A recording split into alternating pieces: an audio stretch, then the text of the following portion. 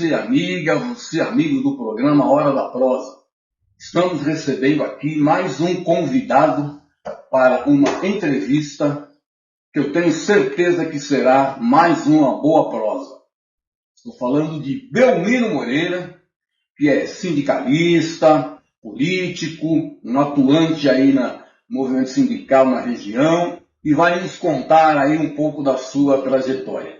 Belmiro Moreira, primeiramente, muito obrigado por você ter aceito o nosso convite e fique à vontade pelas nossas câmeras e conte para o nosso povo quem é você e o que você andou fazendo até chegar aqui, Belmiro. Opa, primeiro agradecer o convite, né? Eu fico grato aí pelo convite de poder estar aqui, né? Participando dessa prosa, para falar um pouquinho, né, da minha pessoa, da onde eu atuo, né, o que eu penso aqui da nossa região do ABC, da nossa cidade de Santo André. Então, agradecer o convite. Como Jerônimo, muito obrigado, né, por ter me convidado para essa prosa. Bom, meu nome é Belmiro Aparecido Moreira, mais conhecido como Belmiro Moreira, trabalhador bancário, tenho 57 anos de idade. Sou uma pessoa da região do ABC, porque eu já circulei por todo o ABC, né? A minha história de vida passa pela região do ABC, não só da minha vida, como da família, da vida da minha família, né? Então, eu sou um trabalhador bancário, comecei a trabalhar com 14 anos de idade, como patrulheiro aos 14 anos de idade. Naqueles meados dos anos 80, onde efervescia no ABC toda uma questão social, política. A gente estava naquele momento de final da ditadura militar e eu comecei ali a trabalhar, né? Com 14 anos de idade, trabalhei como patrulheiro mirim na Motores Perkins do Brasil, ali no bairro Nova Petrópolis, em São Bernardo do Campo, na Wallace Simons. Dali eu fui trabalhar também em empresa química e depois numa fábrica de móveis em São Bernardo do Campo. Nesse momento eu estava cursando, né, o ginásio, colegial, antigo colégio, em escola pública, escola estadual. Em 90, nos anos 90, no comecinho dos anos 90, quando Lula ali, 89, disputa as eleições e, né, toda aquela manobra que aconteceu ali, foi eleito o governo Collor. Eu estava numa fábrica de móveis e eu comecei a trabalhar, sair dessa fábrica de móveis e fui trabalhar com contabilidade, né, num escritório de contabilidade aqui em Santo André. Por que eu digo isso? Né? Digo isso porque a gente, desde esse início meu trabalhando Motores Perkins, uma indústria química e depois com móveis, e eu comecei a trabalhar, sair dessa fábrica de móveis e fui trabalhar com contabilidade, né, num escritório de contabilidade aqui em Santo André. Por que eu digo isso? Né? Digo isso porque a gente, desde esse início meu trabalhando Motores Perkins, numa indústria química e depois com móveis, e indo para um escritório de contabilidade, eu, né, comecei a perceber a importância que nós, né, enquanto cidadão, trabalhador, tinha de poder estar acompanhando, né, o que estava acontecendo no Brasil, na política e nessa mudança, né, de regime. Né? A gente estava saindo de um regime militar, né, para um regime mais democrático, início de uma democracia, mas o quanto tudo isso manipulava a vida das pessoas. Né? Então, um operário que se colocou candidato a presidente e manobras da elite elegendo alguém, né, que a maioria das pessoas não sabia quem era, Fernando Collor de Mello, mas que tinha um perfil, né, que as pessoas enxergavam ali, que era um perfil que ia combater corrupção, ia, né, melhorar a vida das pessoas. E muito pelo contrário, né, o que aconteceu ali com a eleição do Collor foi a expropriação, né, de bens, de recursos das pessoas. Muitas pessoas ali, né, acabaram tirando a sua própria vida. E nesse momento a gente começou a entender, né, que vinha para o Brasil uma abertura econômica e que essa abertura econômica produzia retirada de direitos, o início da retirada de direitos. Né? Se por um lado a abertura econômica propiciava às pessoas acesso, né, a produtos estrangeiros, né, a uma economia liberal, por outro lado, as pessoas passavam por várias necessidades, né, por retirada de direitos e por abertura do Estado, onde ali começava a prevalecer o Estado mínimo. Né? Então, um desmonte do Estado, atacando trabalhadores do serviço público e também empresas públicas. E aí isso se aprofundou durante os anos 90, né, com a abertura, com o neoliberalismo e com o início da entrega de várias empresas públicas. Então, eu venho nesse período, estudei na faculdade Senador Faláquer, em Santo André. Nesse momento também entrei no Banco Bamerindos do Brasil. Então, hoje eu sou um trabalhador bancário, né, que no final de 1990 entra no Banco Bamerindos do Brasil. Esse banco, ele acaba falindo em 97, ele é comprado pelo HSBC, ali num programa do governo FHC chamado PROER, né, que salvava vários bancos, né? E o HSBC, um banco inglês, vem para o Brasil, adquire o Bamerindos, né? E em 2016 o HSBC é vendido para o Bradesco. Então hoje eu sou um trabalhador bancário, funcionário do Banco Bradesco, mas também dirigente sindical bancário, né, aqui do Sindicato dos Bancários do ABC. E aí, a partir de final dos anos 90, eu começo a atuar no movimento sindical. Atuando no movimento sindical, eu começo a atuar muito próximo dos movimentos sociais, principalmente na cidade de Santo André, né, na área da saúde do trabalhador, na área de saúde, enfim, do meio ambiente, em várias áreas. Né? E estou atuando no movimento sindical e atualmente estou na Central Única dos Trabalhadores. Muito bem, Leomir. Você, como começou sua trajetória profissional na Motorisper, deixa eu te dar uma notícia aqui, aproveitar e dar uma notícia. Nós, recentemente, publicamos um livro aqui na editora, certo? Com a história de luta dos trabalhadores na Motorisper e Max. Motorisper, né, que depois se tornou Max. Né? Então, no dia 2 de julho, será lançado no Sindicato dos Metalúrgicos do ABC o livro com a história de luta dos trabalhadores da FERC Max. Eu vou falar com o pessoal da organização lá para que você receba um convite para esse lançamento, que vai ser interessante. O livro está muito bom. Maravilha. Acho que vale a pena você conhecer.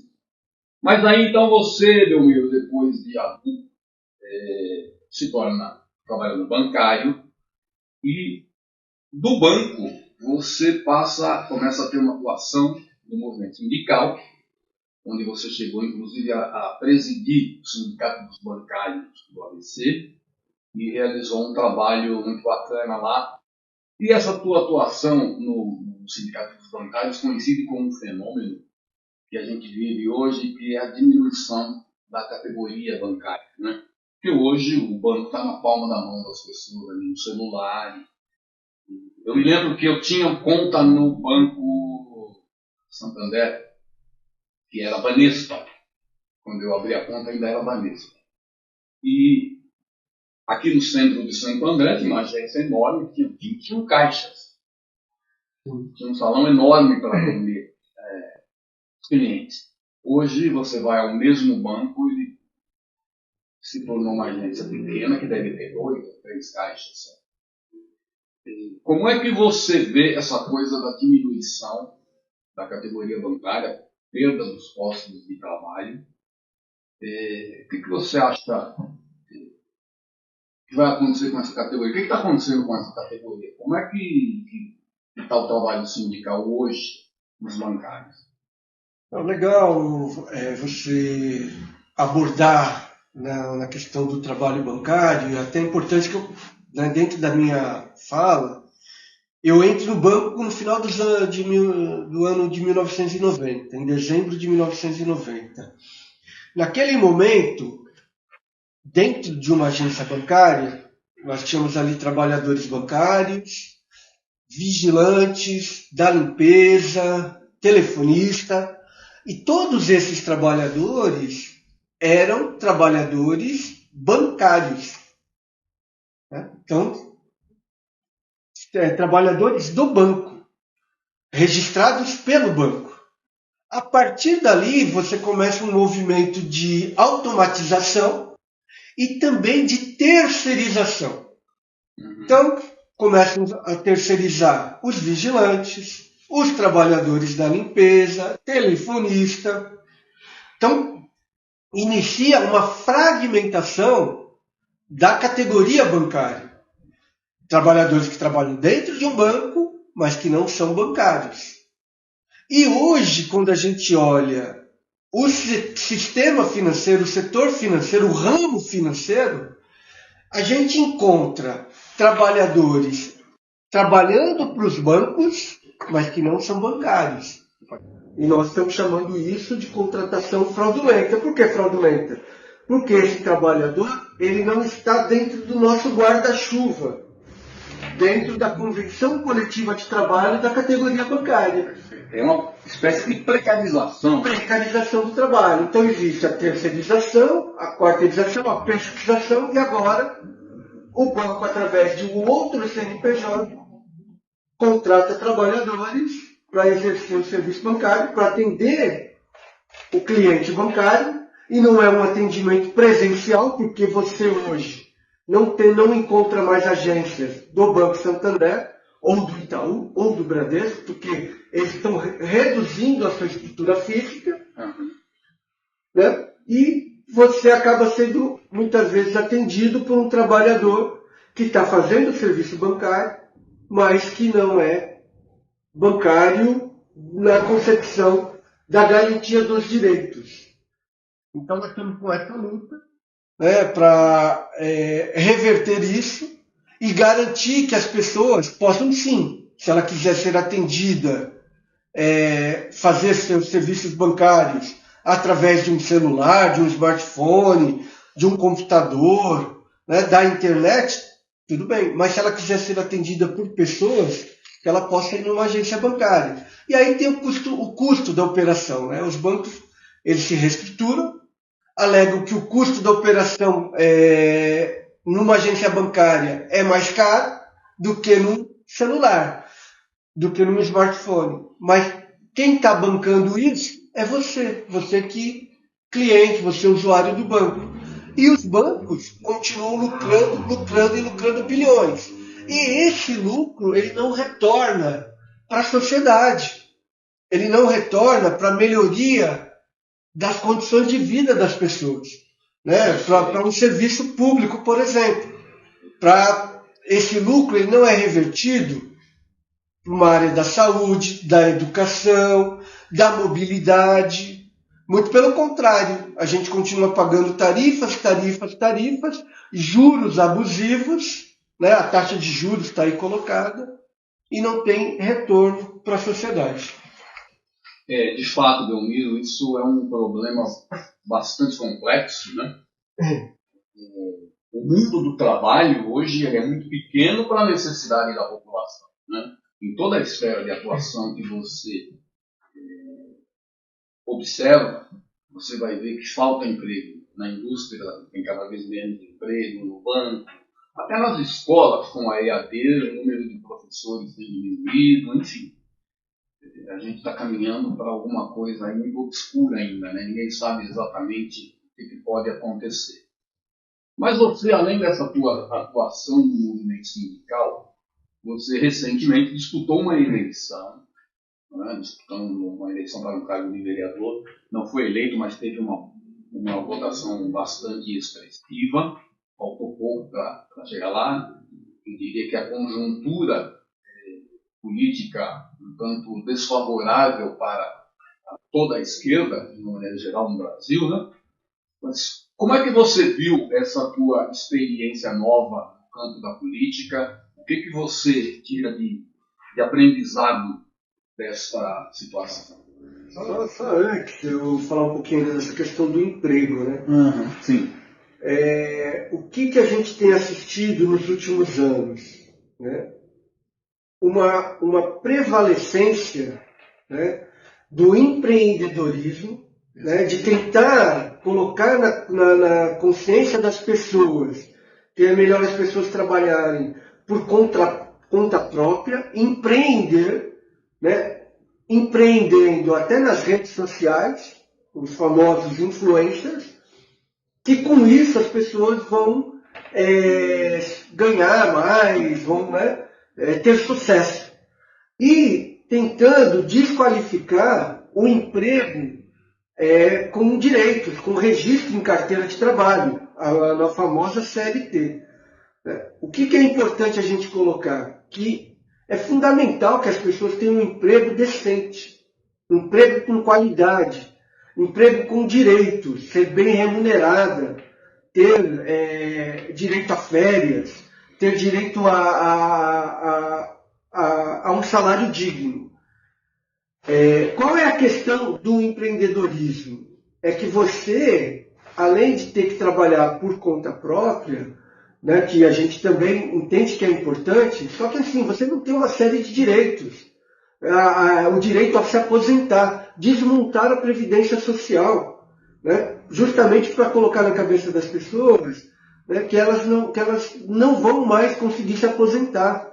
Uma questão fundamental, importante, que é a nossa previdência social. Porque ali, na Seguridade Social, você garante uma série de direitos e benefícios para uma enorme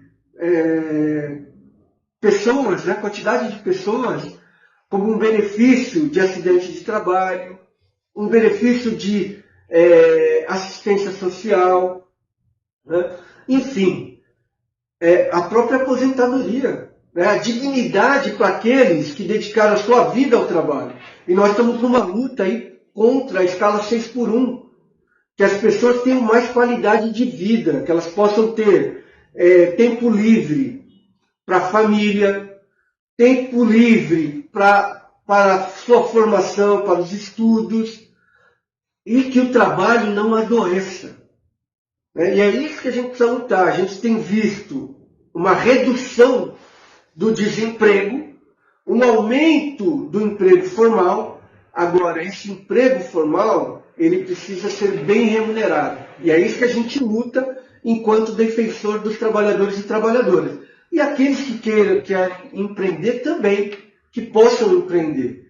Agora, é fundamental que a gente mantenha, assim, direito com qualidade de vida e emprego com qualidade de vida e direitos, salário, ser bem remunerado. É isso que as pessoas querem. Os jovens, aquelas pessoas com mais idade e que as pessoas possam ter perspectiva de um futuro melhor, de um futuro onde elas possam viver com qualidade. É por esse Brasil que a gente luta, é por esses direitos. E quando eu me coloco candidato a vereador, a um cargo político, é justamente para a gente poder avançar ainda mais, porque uma coisa é você defender o direito dos trabalhadores enquanto representantes dos trabalhadores. Eu sou um dirigente sindical, bancário, atuo na Central Única dos Trabalhadores, né, para defender o direito da classe trabalhadora. Agora a gente sabe que a classe trabalhadora, antes de mais nada, ela é cidadã. Ela mora na cidade, ela mora no bairro. Perfeito. Né? Ela depende de uma série de políticas públicas que está amarrada. Né? Está amarrada nessa questão enquanto cidadão. Então, quando me coloquei candidato a vereador, é justamente para no parlamento a gente reforçar, né, o direito a uma educação pública de qualidade, a uma saúde de qualidade, né, a segurança, né, onde a gente mora, ao direito à moradia. Nós temos uma Constituição Federal que nos garante uma série de direitos. Só que a gente vê que aqueles que lá estão, no Congresso Nacional, né, nas câmaras de vereadores, muitas vezes não estão defendendo o direito da nossa população, da maioria do nosso povo, que é quem? Quem trabalha e quem gera a riqueza do Brasil. Por isso eu me coloquei candidato a vereador. Ah, mas vereador, o papel do vereador. Sim, o papel do vereador no município é lutar para que as pessoas, legislar, para que as pessoas no município tenham acesso a direitos e a uma qualidade de vida melhor. Porque começa aqui, começa na cidade, começa no nosso bairro. E organizar o nosso povo para que lute, né, por avançar nos direitos. Avançar nos direitos que somos nós que moramos na cidade, que produzimos a riqueza. E aí a gente vê, por exemplo, na nossa cidade, as pessoas sendo retiradas, né, da sua moradia, que são moradias precárias, mas a gente não vê o poder público gerando moradia, produzindo moradia, para que as pessoas morem com qualidade. Agora, quando a gente vai para a região central, a gente vê várias áreas sendo destinada para a especulação imobiliária para atender quem mais tem condição, quem tem mais recursos. E muitas pessoas sendo desapropriadas, sendo tiradas aqui das regiões periféricas da nossa cidade e não tendo nenhuma perspectiva de ter um direito sagrado, que é o direito à moradia. E aí a gente vê, né, nessa época de frio, várias pessoas na rua, passando frio, né, em vulnerabilidade. Por isso eu me coloquei candidato. Tive uma votação, pela primeira vez eu fui candidato, uma boa votação, não me elegi, mas quero continuar essa caminhada e quero contar com as pessoas para a gente poder mudar essa situação na nossa cidade e no Brasil. Tudo bem, Leomir. Você é um rapaz novo ainda, certamente terá outras oportunidades e outras disputas aí pela frente. Só não falamos aqui, até esse momento, da sua atuação. Você é dirigente da CUT hoje, né? Representante dos bancários do ABC na CUT estadual. Como é que está a coisa lá na CUT nesse momento? Boa. Então, eu sou um dirigente bancário, atuo no Sindicato dos Bancários do ABC. Na minha trajetória, eu presidi o sindicato de 2015 a 2021, né, então durante 2 mandatos, e em 2019 eu acabei indo para a Central Única dos Trabalhadores, que é a central a qual o sindicato é filiado. Estou atuando na comunicação da central sindical no estado de São Paulo. E a CUT ela vem atuando, né, na defesa da classe trabalhadora, em várias questões que a gente entende ser importante para o conjunto da classe trabalhadora. Eu sempre pensei, sempre penso que a gente tem que avançar nesse conceito de representação, porque o capital ele fragmenta os trabalhadores justamente para fragilizar a luta dos trabalhadores. Então, fortalecer a luta de classe Eu lembro que em um determinado momento da minha trajetória, né, um cidadão chegou para mim: você está pensando com um pensamento ainda do século passado, que não existe mais essa questão de luta de classe. Existe sim, ela está colocada, né, e a gente tem visto isso no Congresso Nacional. Nós estamos defendendo a redução da jornada de trabalho sem redução de salário, justamente para ter uma melhor qualidade de vida para a classe trabalhadora. Só que a gente vê ainda o Congresso Nacional contra o fim da escala 6x1, né, e não querendo aprovar a redução da jornada de trabalho. Foi apresentado pelo governo federal uma proposta de isenção da tabela de imposto de renda para quem ganha até R$5.000, com descontos para aqueles que ganham até R$7.000. Nós estamos numa luta por justiça tributária, que vai beneficiar quem? A maioria da classe trabalhadora. Porque quem paga imposto no Brasil, quem mais paga imposto somos nós, trabalhadores e trabalhadoras, em cima do consumo.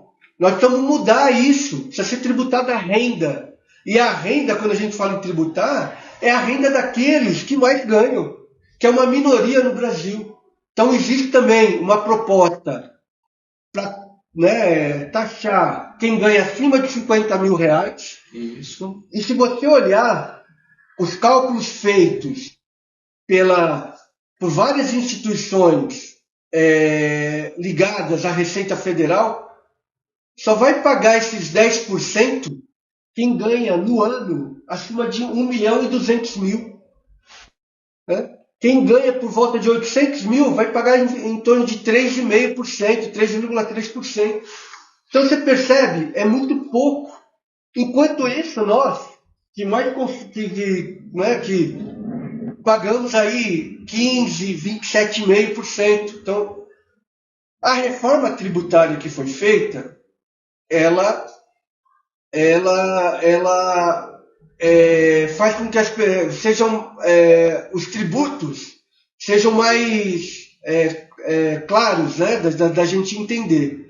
Só que nós precisamos fazer uma reforma da tabela do imposto de renda de forma progressiva. Hoje ela é regressiva. Precisa ter mais alíquotas, né, de tributação. E nós, trabalhadores e trabalhadoras que ganhamos aí, né, baixos salários, ser isento. E é isso que é a nossa luta. E a Central Única dos Trabalhadores está nessa luta. Nós vamos lançar agora, a partir do dia 1º de julho, o plebiscito popular.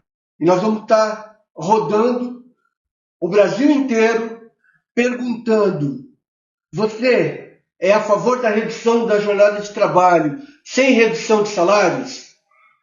Você é a favor da isenção do imposto de renda para quem ganha até R$5.000 e a criação de uma taxa para aqueles que ganham acima de R$50.000, né, por mês e mais de 1.200.000 no ano, para que faça uma justiça tributária no Brasil, para que os trabalhadores e trabalhadoras tenham isenção? Então nós vamos estar com esse plebiscito a partir do dia 1º de julho nas ruas.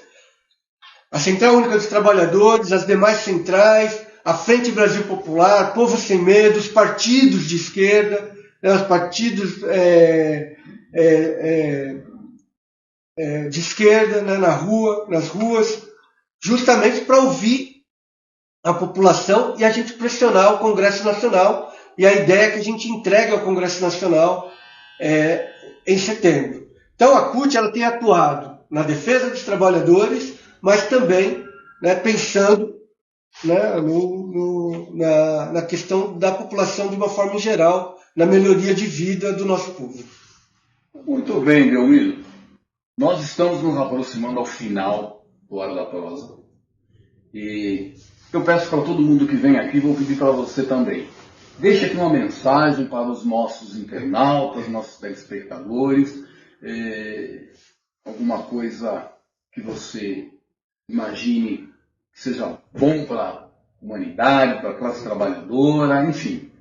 Mensagem do Belmiro Moreira para nossos telespectadores. A mensagem que eu gostaria de deixar é que, enfim, nós estamos vivendo muitas mudanças, principalmente a partir dessa questão da era digital, né, das redes sociais, da discussão do que é verdade. Então, o que a gente tem visto? Um aumento, né, do ódio, tentando desmontar um estado de bem-estar social. Então, a mensagem que eu gostaria de deixar para você é que a gente precisa viver de forma mais fraterna, solidária, respeitando as diferenças, e que a gente, antes de sair acreditando em tudo que a gente recebe, principalmente nas redes sociais, a gente busque ouvir e ver, né, várias opiniões, né, estudar mais aquilo que a gente recebe, para fortalecer os vínculos entre as pessoas. Respeitarmos uns aos outros e entender que o nosso país ele é muito desigual, somos nós que construímos as nossas riquezas e que os interesses de uma parcela pequena da sociedade é que a gente continue sendo vassalos, sendo explorados. A gente falou aqui do sistema financeiro.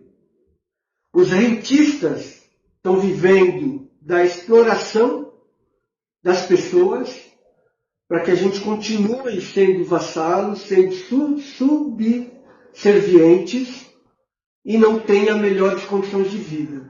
E a melhor condição de vida, ela se constrói a partir da fraternidade e da solidariedade. Nós queremos, sim, poder viver melhor, mas sem explorar o outro, né?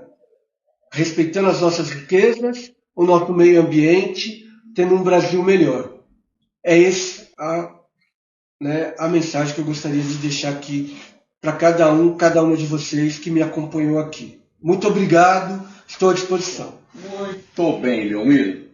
O Hora da Prosa chegou ao final. Quero te agradecer mais uma vez por você ter vindo aqui, nos dar o prazer dessa prosa. E o programa ficando por aqui, a gente certamente volta na próxima semana. Valeu, obrigado. Até mais.